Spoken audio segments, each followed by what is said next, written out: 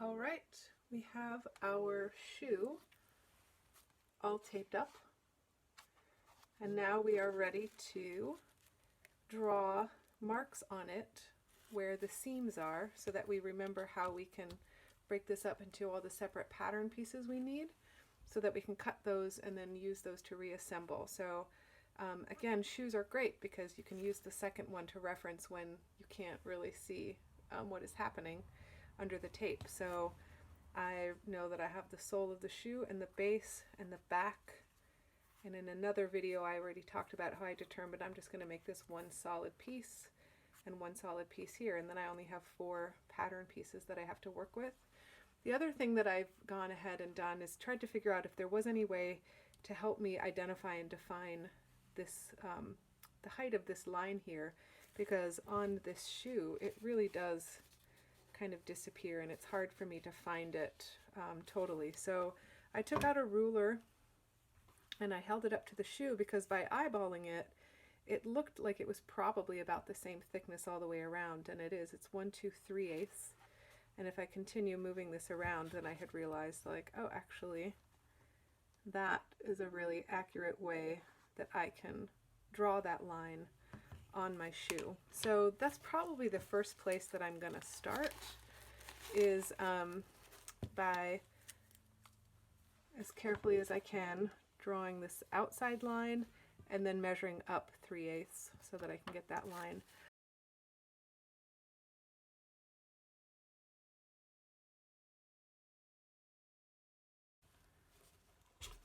Okay. Drawing lines is usually always best in slow and short lines. This is called sketching, and this is also useful when we're trying to draw an outline or define these pattern pieces. If I just tried to draw a straight line here, it would probably not be as accurate as I would like. So just short little lines. Cool thing about this process too is, let's say you realize that you mess up, you can always just grab another piece of tape and cover over your mistake and then start over from there. So there's going to be a lot of back and forth in this process. Most of you have probably never done something like this before, so just know that there are ways that you can erase or undo mistakes. When we go to cut this off, you might even cut it off and realize that you've cut it wrong, and you can just tape it back together and then cut it again.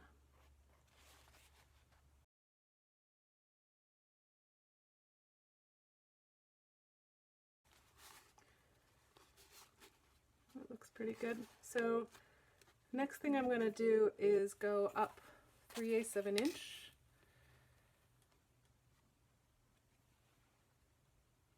And draw lines.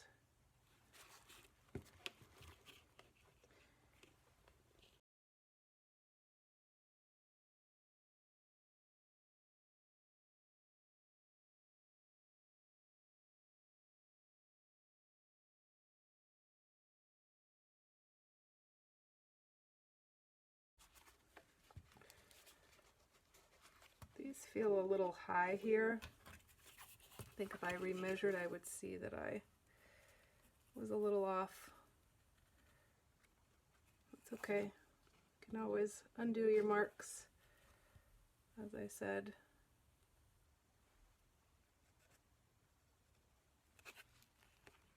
Okay. As they say, measure twice, cut once. We do the same thing here. So I'm going to just slow and steady connect the dots.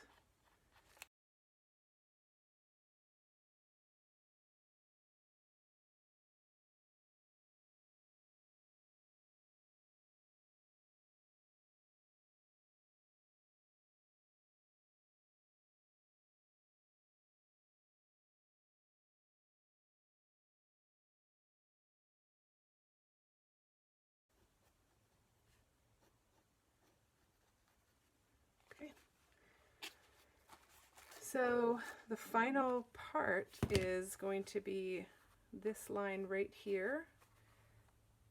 Through observation, it also kind of is the continuation of that line right there where the end of the top of this falls. And it also looks like it comes back at a little bit of an angle, so I'm going to see where I can feel that start. And sometimes even in this instance, instead of just drawing a straight line, I'll sort of feel and see where I can find that seam, and then I will make those little marks and then again connect the dots, as opposed to just guessing where that line is. Now I suppose on this pattern piece it's pretty straightforward, and if I'm a little off one way or the other, I don't think that's going to affect the curve of the pattern piece.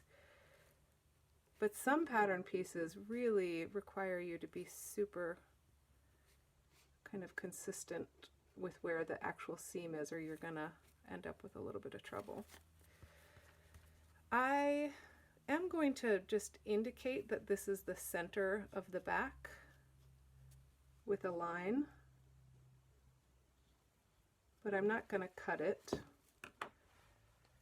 because I had those little mistakes. I'm going to cover them up so I at least recognize that that is not a mark that I need to concern myself with. At least one layer of tape will help kind of give me a visual guide that it wasn't important. So 1, 2, 3, 4.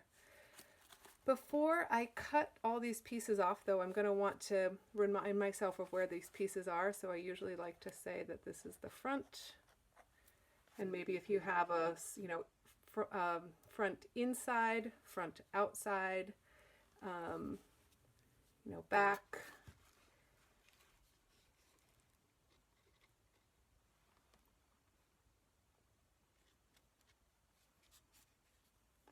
I'm going to say this is the back inside, back outside. I might even say that this is up. This is the bottom.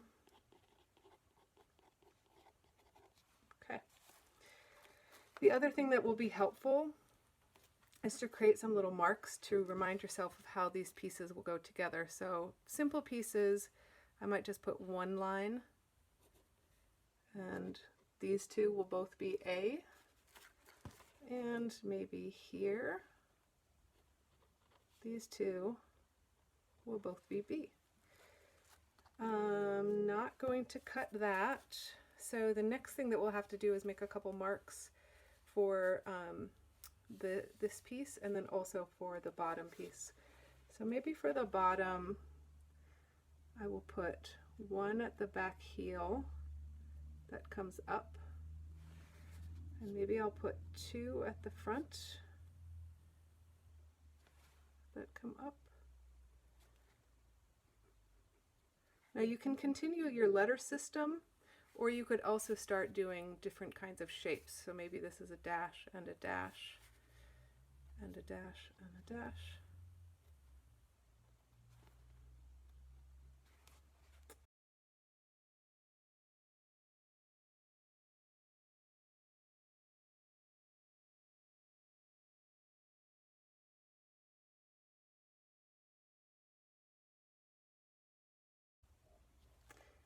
And then finally, I also want to know where this piece and this piece will line up. So I'll do a series of lines.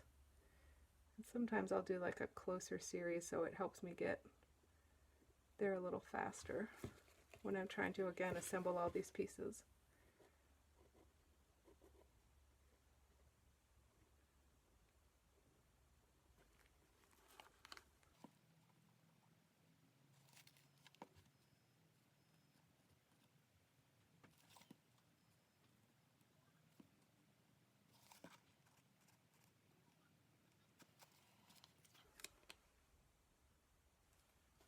Okay, so as far as I can tell, this is looking like I have everything marked that I'll need to have marked. I know how to connect these pieces together I have enough marks on the bottom of the shoe. I'm not going to cut the back if I can remember, but at least I have that line drawn.